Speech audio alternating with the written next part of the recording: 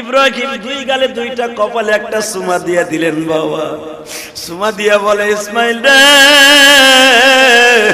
আমি তো তোর একটু পরে জবাই দিব বাবা, তুই তো আল্লাহর কাছে চলে যাবি।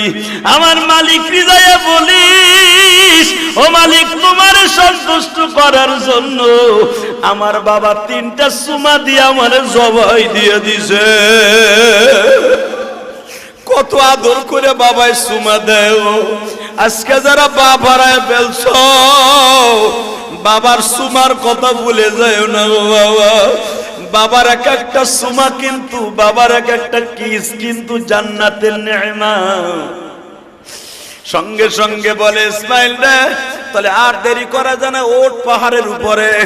বাজান ইব্রাহিম আলাইহিস সালাম লম্বা ছিল আপনার আমার হাতের 14.5 হাত। আল্লাহু আকবার বলেন। 14.5 হাত লম্বা মানুষটা বাজান কয়েক কদম দিয়ে পাহাড়ের উপরে উঠলেন, যেখানে শোয়াইছে ইসমাইলকে। ওই জায়গাটা এখনো মিনার করা আছে।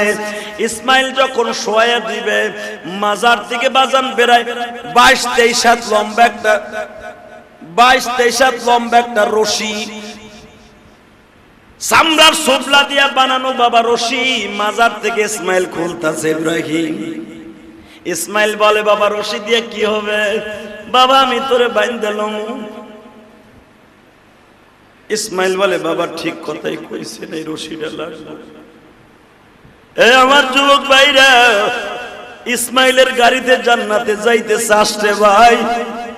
এখন 2 ফোঁটা পানি দিয়ে বাবার কথা মনে করে করে কান্দ। যখন বললেন, বাবা আমার জবাই দেওয়ার আগে মাত্র 3টা কথা তোমার মনে রাখতে হবে। কি? 1 নাম্বার কথা, বাবা তুমি আমারে জবাই দেওয়ার আগে এই জামাটা খুলে ফেলবা।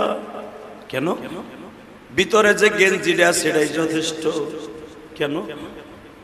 বাবা তুমি আমার এই জামাটা আমার মায়ের কাছে পৌঁছে দিও। বাবা যদি জামাই রক্ত মাখা অবস্থায় দাও, আমার মা বেশি কষ্ট পাইব।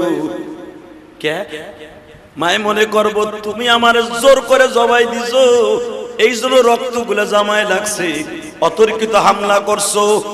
আর যদি তুমি দেখো রিল্যাক্স আমি জামাটা খুলিয়ে দিছি, মায় বুঝতে পারবে আমার ইসমাইল জবাই দিতে রাজি আছিল। বাবা এই জামাটা কেন আমার মার কাছে দিবা জানো? মা না তোমারে উঠাই দেওয়ার আগে